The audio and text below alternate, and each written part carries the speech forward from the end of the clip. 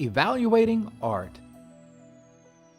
How do we know whether a work of art is good? What is a criteria we use when judging art? Our judgments are usually connected to other values and deeply held beliefs. Sometimes, when people are confronted with an artwork that they don't enjoy or understand, they will say, "I don't like that," and then qualify it with, "I know what I like." But just by moving a few words around, we might have a more insightful view of this sentiment. Instead of saying, "I know what I like," I think most people like what they know. Most of us really enjoy what we understand, or what we can relate to. The English art historian Roy Strong once suggested that we see more images in one day than someone from the Middle Ages would have seen their entire lifetime. Ponder this. In our interconnected digital world with 24-hour cable channels, social media, and the world of information at our fingertips, we are now saturated with seemingly endless amounts of imagery and information. Has this had any noticeable effects on us? Has this diminished our attention span or our ability to pause with a work of art? In an age where every summer blockbuster has quicker frame changes, faster and more action, bigger explosions, crazier twists and effects than the year before, are we losing the ability to slow down and contemplate? Can we still enjoy reading books or poetry? Or is this something that is slowly fading away into history? Simply put, it appears we live in the age of the non-stop spectacle. People are doing crazier and crazier things to attempt to get our attention. From extreme reality shows to social media stunts, it's not too surprising that in the process we have become more suspicious and cynical. It can be difficult sometimes to separate the stunts from the new, challenging ideas. I notice this in how my students often think about art, especially in regard to the art market, where art prices routinely reach ridiculous and stratospheric heights. At $370 million, ladies and gentlemen. 400 million. For the Salvator Mundi at 400 million. Thank you all for your bidding here and on the telephone to my left. And of course here, Loic and Francois, it is with Alex Rotter at 400 million. Leonardo Salvator Mundi selling here at Christie's. $400 million is the bid. And the piece is... As of this writing, the highest price paid for a painting is Leonardo da Vinci's portrait of Christ called Salvator Mundi, Savior of the World. It sold in 2017 for a mind-boggling $450.3 million to a Saudi prince. This amount of money has now reached infrastructure budget levels. I bet you feel that cynicism sinking in right now. However, I would argue that money is not the most accurate indicator of a work of art's value or longevity. A better gauge is that which is timeless, or works that appear to last through the ages. It's important to remember that quality is relative, and how we evaluate art varies from different individuals, cultures, and time periods. In European art history, many artists have had changing reputations over time. For example, William Adolphe Bouguereau was a very successful, wealthy French academic painter working in the second half of the 19th century. Many of his works would be sold just days after completion. His work epitomized taste, refinement, and a respect for tradition, and was characterized by a slick, highly finished, technically flawless realism with a sentimental interpretation of his subjects. He painted many portraits of young girls with lilting heads, gazing yearningly, holding flowers. He was, at a time, the most famous French painter of his day, and got top dollar for his work and received many official honors of recognition, such as being granted lifetime membership to the French Academy of Arts, and he was made a Commander of the Legion of Honor in 1885, which was the highest possible distinction for a living artist. Bouguereau was a great defender of the traditional, academic way of painting, and was very dismissive of the more experimental artists of his day, such as the Impressionists. He criticized their lack of technical precision. His influence led to the Impressionists being rejected from showing their work in the all-important annual Salon show. He became, in a sense, the symbol of opposition to modernism and was even reviled by the Impressionists and other progressive artists of his day.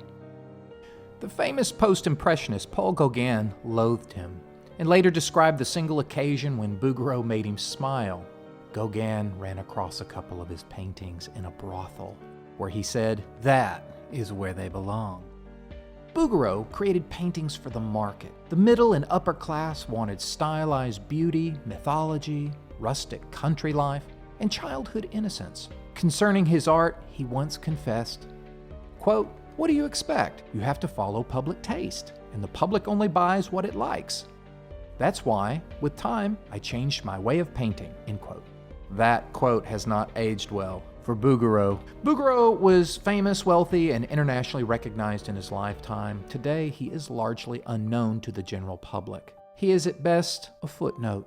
I dislike being so uncharitable to Bouguereau because he was clearly very skilled in painting, but he didn't bring anything to the conversation of art. No innovation or uniqueness.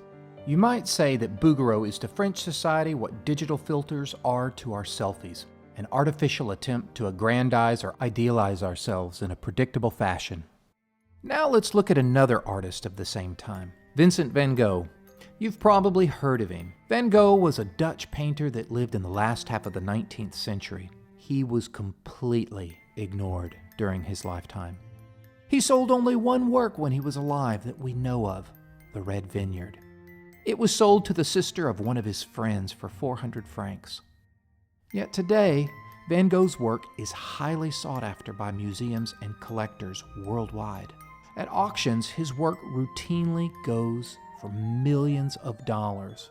In fact, in 1990, the most expensive painting ever sold at that time was Van Gogh's portrait of Dr. Gachet, which sold for a whopping $82.5 million to Saito Roye, a CEO of a paper company in Japan. There's even a lovely museum in the Netherlands, in Amsterdam, that's devoted to the work of Van Gogh. In every new generation, Van Gogh's remarkable life and artworks are discussed in books, documentaries, and films. In every succeeding generation, his artwork has found legions of followers. Yet he was completely ignored during his own lifetime. As we can see, Bouguereau was highly valued in his day, but is considered largely insignificant concerning his contribution to art history now.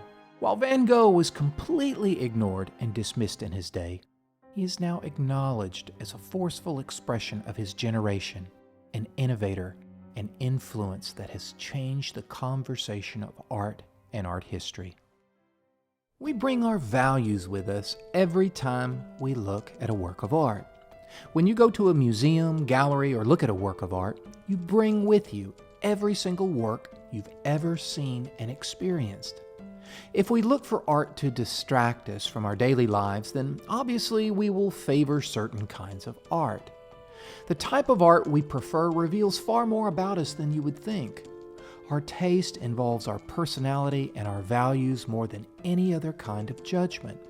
It's most rewarding and useful to try to be open and go beyond knee-jerk, snap judgments. When we look at a work of art, we should ask ourselves why we respond the way we do. What we find can depend on what we're looking for. Often when looking at abstract works, we are required to bring more of ourselves to the work, to try and see something in the work. According to Leonardo da Vinci, ideas for compositions could be discovered simply by considering the clouds. This can require more effort from us, but also bring greater rewards and insight into challenging works. Imagine walking into a gallery or museum and seeing a painting on the wall that is simply a red rectangle. You look at the museum label and it reads, "Untitled, red paint on canvas." You may not think much of it. In fact, all we have to go on is our experience with the color of red. Looking at red for long periods can actually raise your heart rate. Well, let's add something. Let's say the museum label now says, "After the massacre, red paint on canvas, 7 feet by 10 feet. Now we have a bit of potential narrative, and we can see that the painting is a decent size and of a human scale. Now, let's say the museum label actually reads, "After the Massacre, painted with the artist's blood on canvas, 7 feet by 10 feet. Whoa, now it's getting serious. Finally, let's say the museum label says, "After the Massacre, 1995, painted with the artist's HIV positive blood on canvas, 7 feet by 10 feet. Around 1995 is when HIV had peaked and was beginning to decline because of new treatments and medicines. Now, the painting has not changed, but hopefully your thinking about the work has.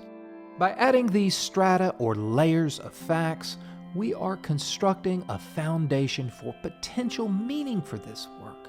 Now, I must confess, this example was made up just to demonstrate the ways of thinking about art. Now let's discuss art criticism. Art criticism is the process of using formal analysis, description, and interpretation to evaluate or explain the quality and meanings of art.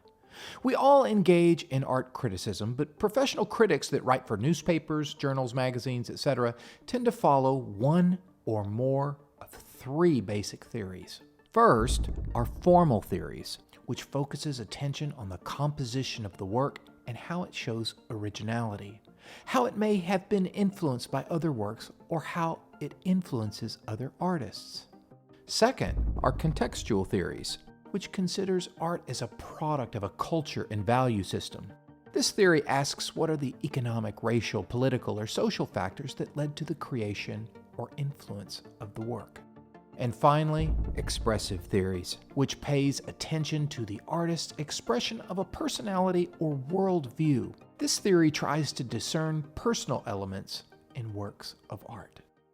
Now let's look at this photograph we saw earlier called Tomoko in a Bath by W. Eugene Smith. From a formal perspective, we can actually make a few connections to other artworks that appear to have influenced the formality of this work. The mother cradling her child is very reminiscent of the famous Christian subject, the Pietà, or pity or compassion. The Pietà depicts the sorrowful Virgin Mary cradling the dead body of Jesus after his body was removed from the cross. In Christianity, the story of the Passion refers to the suffering and death of Jesus. The origin of the word passion comes from the Latin word passio, which means to suffer. The term compassio gives us our word for compassion, to suffer with someone. The dramatic lighting of the photograph also suggests a similarity with the work and technique of the Italian Baroque painter Caravaggio, who used tenebrism, which was a style of painting in which the figures were engulfed in shadows, but dramatically illuminated by a beam of light.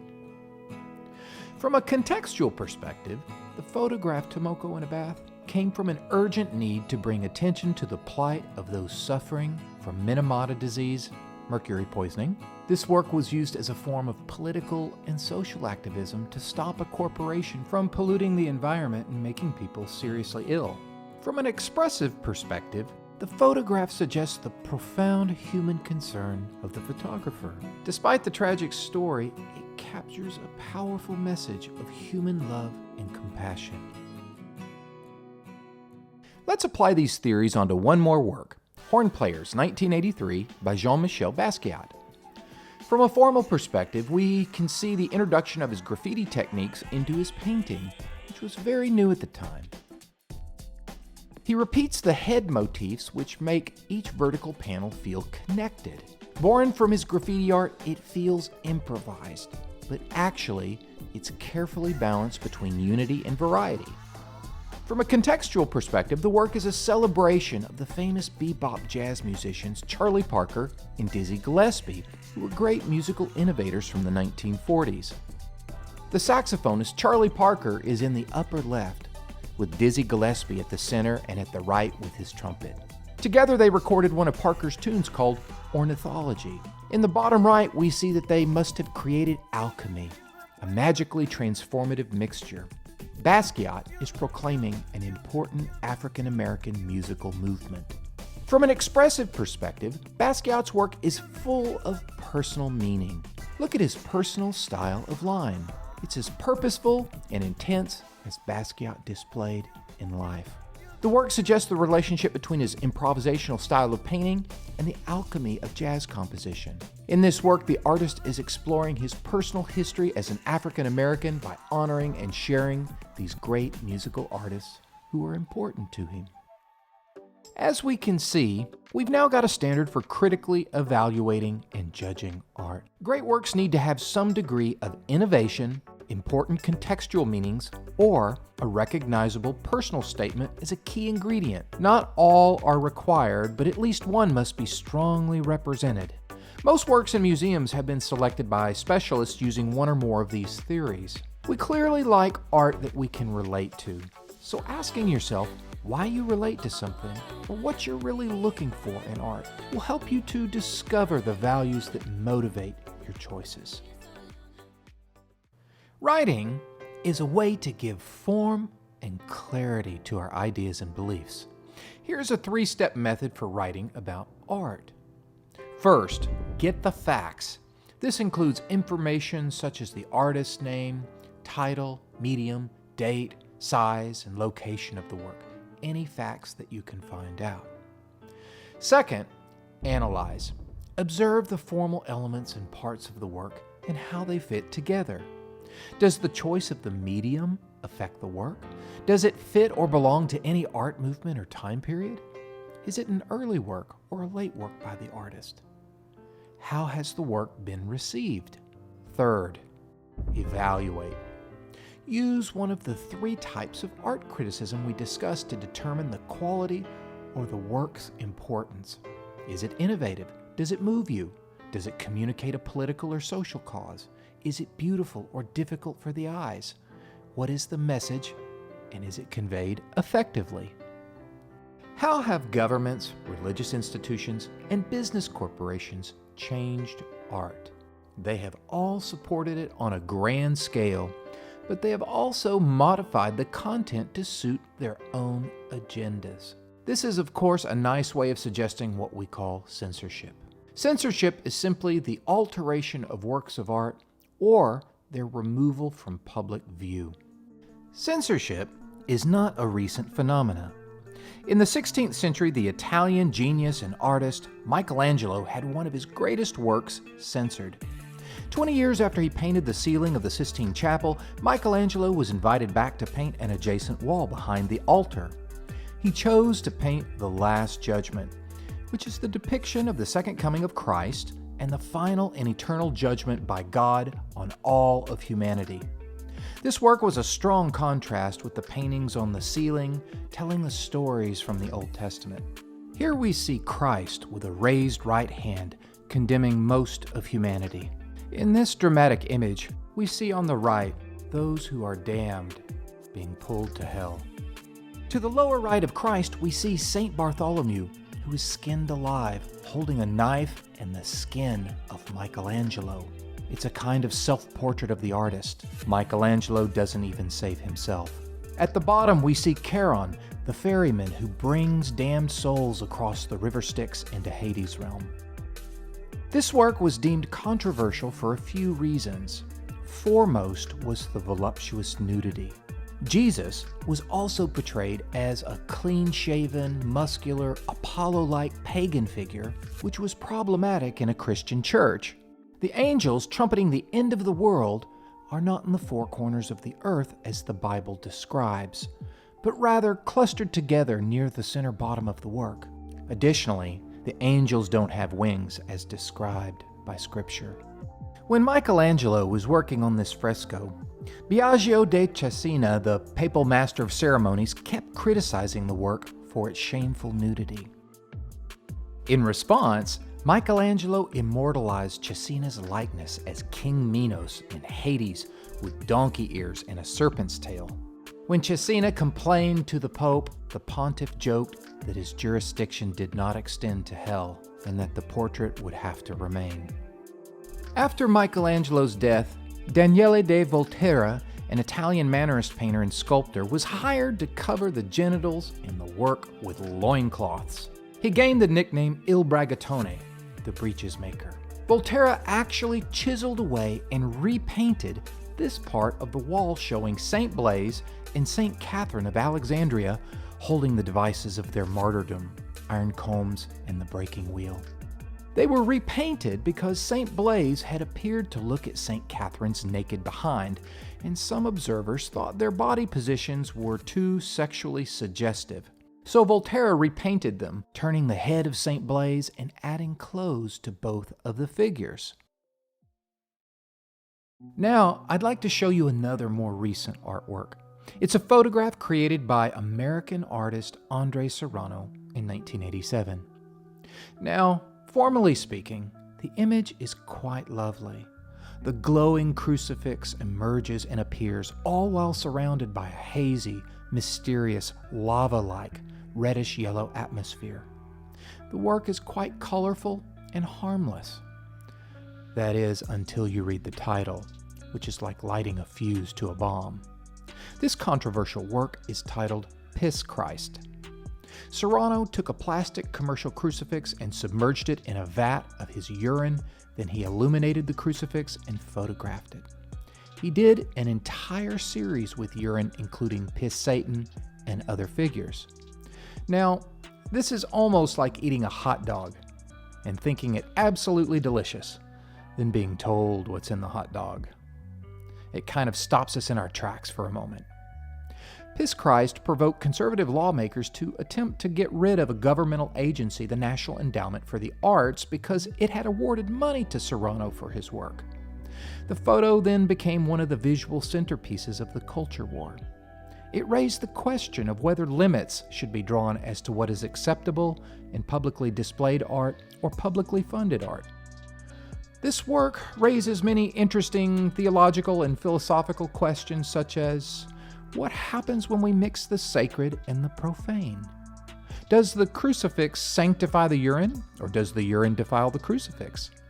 Can an industrial piece of plastic be sacred? What is the difference between a symbol and the thing it represents? Remember, good or bad, this photograph is just an idea. The work has been physically attacked many times. The artist, who is a lifelong Christian, has said he owned over 200 crucifixes and expressed fascination with their variety and numerous differences.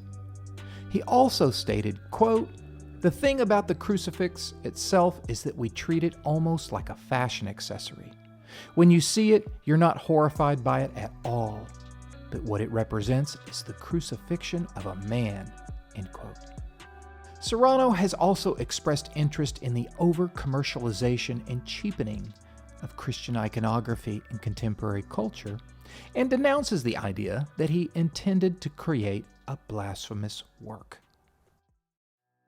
I'd like to discuss one last famous historical event from the 20th century concerning the Nazis and censorship. In German, it's called entartete Kunst, which means degenerate art. In the early 20th century, the visual arts went through a period of drastic changes.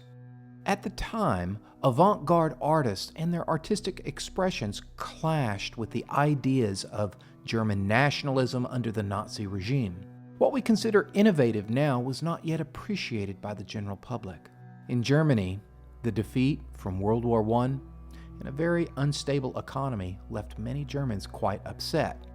And under the leadership of Adolf Hitler, the Nazis' official platform towards modern art is that it was considered degenerate and should be banned. The Nazis thought modern art an insult to German feelings, or that the work was Jewish or communist in nature. Many renowned German and international artists were persecuted by the Nazis by being sanctioned from creating, exhibiting, selling their art, and even being dismissed from teaching positions. Entartete Kunst, or degenerate art, was the title of an exhibition held by the Nazis in 1937 in Munich, Germany, that consisted of 650 modernist works that were displayed terribly, with mocking graffiti and handwritten labels that were mocking the artists. When the visitors first entered the exhibition, the first work they encountered was a sculpture of an oversized theatrical Jesus, which was meant to intimidate viewers as they bumped into it in order to enter. The first 3 rooms of the exhibition were grouped thematically. The first room contained works the Nazis thought demeaned religion. The second featured works by Jewish artists, and the third contained works considered insulting to women, soldiers, and farmers of Germany. The rest of the exhibit had no particular theme. The walls of the exhibit had mocking graffiti with slogans that said things like "Revelation of the Jewish racial soul," "An insult to German womanhood," "The ideal, cretin and whore." Even museum bigwigs called this the art of the German people. A Nazi critic said that the work was an insult to the German heroes of the Great War, referring to World War I. The Degenerate art show was meant to manipulate public opinion against modernism. Next to many paintings were labels indicating how much money a museum spent to acquire the artwork. At the same time as the Degenerate art show, the Nazis held another concurrent show called the Great German Art Exhibition that promoted officially sanctioned art of the Nazis. It promoted what was called heroic art, which was a type of romantic realism in art considered racially pure, free from distortion and corruption. After the Degenerate art show, many German artists were branded as enemies of the state and a threat to German culture. The Nazis later auctioned off some of the works in Switzerland, while approximately 4,000 artworks that had little value at the time on the international art market were burned. Many degenerate works, such as this self-portrait by Vincent van Gogh, were auctioned off to support the Nazi regime.